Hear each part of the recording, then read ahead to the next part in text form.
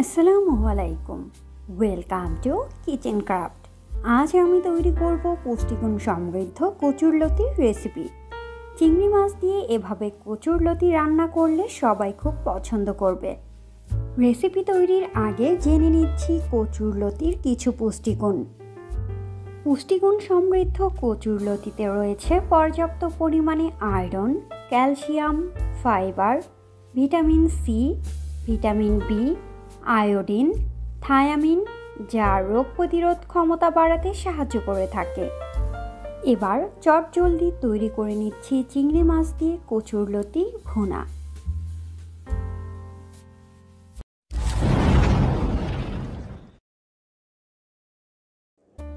পুষ্টিগুণ সমৃদ্ধ কচুরলতির রেসিপি তৈরির জন্য প্রথমে একটি প্যানে নিয়ে নিচ্ছি তেল পরিমাণ মতো।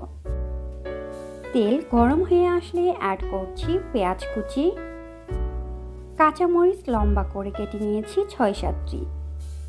সামান্য নেড়ে চুলার আঁচ একদম কমিয়ে রেখে অ্যাড করছি সামান্য হলুদ গুঁড়ো, অ্যাড করছি হাফ চা চামচ মরিচ গুঁড়ো, দিয়ে দিচ্ছি লবণ পরিমাণ মতো, অ্যাড করছি সামান্য জিরা গুঁড়ো, সামান্য ধনিয়া গুঁড়ো, অ্যাড করছি হাফ চা চামচ রসুন বাটা।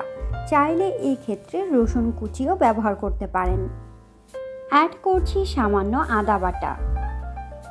সব মশলা দেওয়া হলে খুব ভালোভাবে মিশিয়ে নেব। মেশানো হলে অ্যাড করছি সামান্য পানি। এখন ঢাকনা দিয়ে ঢেকে মিডিয়াম আঁচে মশলা কষিয়ে নেব 3-4 মিনিট। মাঝে মাঝে নেড়ে দিতে হবে, না হয় তলায় লেগে যেতে পারে। কিছুক্ষণ পর অ্যাড করছি আগে থেকে ধুয়ে পরিষ্কার করে রাখা চিংড়ি মাছ। এখানে আমি মাঝারি সাইজের চিংড়ি নিয়েছি, আপনারা চাইলে ছোট কিংবা বড় চিংড়িও নিতে পারেন।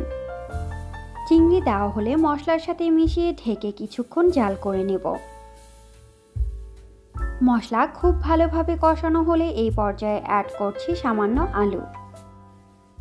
আলু দেবার পর ঢাকনা দিয়ে ঢেকে আলু কিছুটা সিদ্ধ হয়ে আসা পর্যন্ত অপেক্ষা করব। সামান্য সিদ্ধ হয়ে আসলে দিয়ে দিচ্ছি কচুরলতি।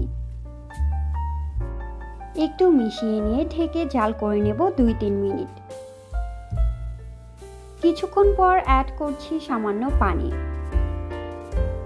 খুব বেশি পানি অ্যাড করা যাবে না, এতে করে কচুরলতি বেশি সিদ্ধ হয়ে গলে আসবে আর খেতে ভালো লাগবে না।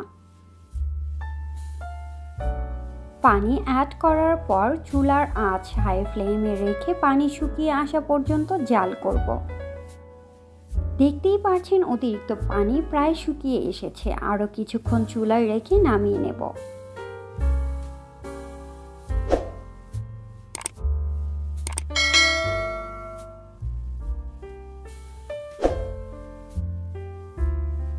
তৈরি হয়ে গেল পুষ্টিগুণ সমৃদ্ধ চিংড়ি মাছ দিয়ে কচুরলতির ভুনা।